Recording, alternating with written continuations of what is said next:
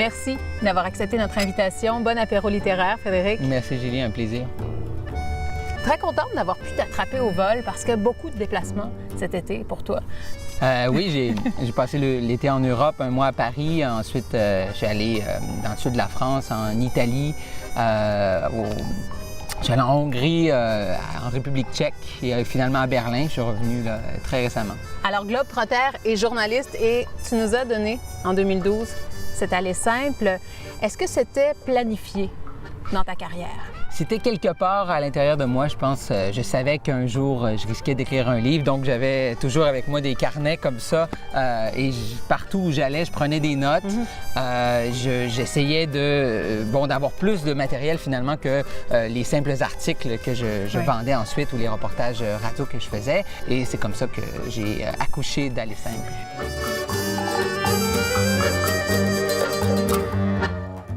Est-ce que tu as eu un modèle ou une inspiration en littérature?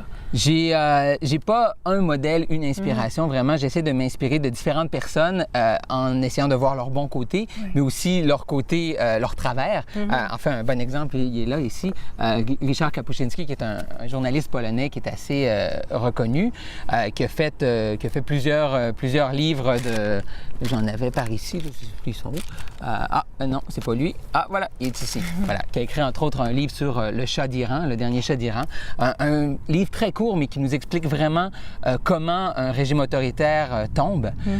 Et ça m'a beaucoup inspiré. D'ailleurs, je l'ai relu avant de partir en Ukraine pour comprendre comment il pouvait expliquer un fil d'événements d'une façon aussi concise et aussi précise. Mais en même temps, en lisant la biographie de Kapuscinski, ici, il y a quelques années, j'ai découvert aussi ses travers, ses faiblesses, ses façons de trafiquer un peu le réel. Et finalement, moi, ça m'inspire aussi de voir comment des gens ont essayé de raconter ce réel-là par différents moyens. Et j'essaie de trouver ma propre voix. Est-ce que ça a changé ta façon d'écrire des articles depuis que tu as publié un premier livre? Ça me donne moins le goût d'écrire des articles parce que les articles sont plus courts, on peut moins aller en profondeur. Et c'est dans l'urgence, toujours. Oui, c'est ça, c'est dans l'urgence. Pour moi, le journalisme, ça reste important parce que ça permet aussi de connecter directement des événements qui viennent de se produire avec le lecteur. Mais ensuite, donc je les utilise aussi.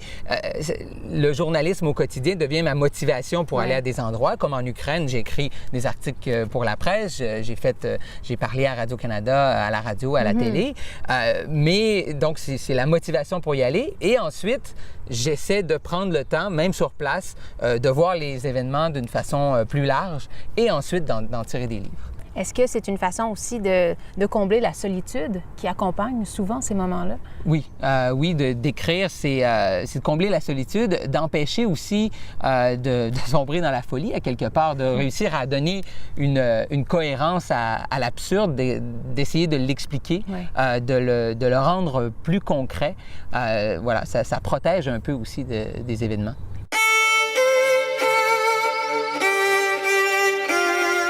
Est-ce que tu as eu des coups de cœur au cours des derniers mois? Bien, en fait, le livre que je suis en train de lire, qui est une autre biographie, je lis pas beaucoup, je lis pas souvent de biographie, mais je trouve ça intéressant d'aller du début de la vie d'une personne jusqu'à sa fin pour vraiment comprendre justement ses bons côtés et ses faiblesses, comme avec Kapuscinski.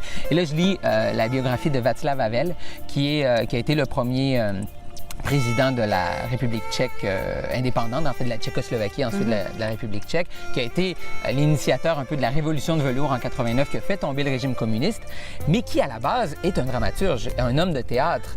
Et donc de voir, à travers la biographie, de voir un homme de théâtre arriver au pouvoir un peu malgré lui, parce que ça n'a jamais été un politicien né, et de le voir assumer des fonctions, toujours avec son regard de dramaturge qui voit un peu la vie comme une grande scène de théâtre. C'est vraiment fascinant et ça inspire. Excellente suggestion. Merci pour cet apéro. Merci. À la Croix de Sainte-Anne, C'est un endroit qui t'inspire aussi? Ah, bien sûr, parce que ça permet d'avoir une vue sur la ville, de prendre une autre perspective sur notre quotidien aussi. Hein, en regardant Chicoutimi comme ça, de l'extérieur, les voitures deviennent des fourmis un peu, et nous, voilà, on voit quelque chose de plus grand. Et c'est ce que j'essaie de faire aussi en littérature, finalement, d'aller dans les événements précis et ensuite de m'extirper et de réussir à les voir d'une façon plus large. Bonne route. Merci. Merci encore.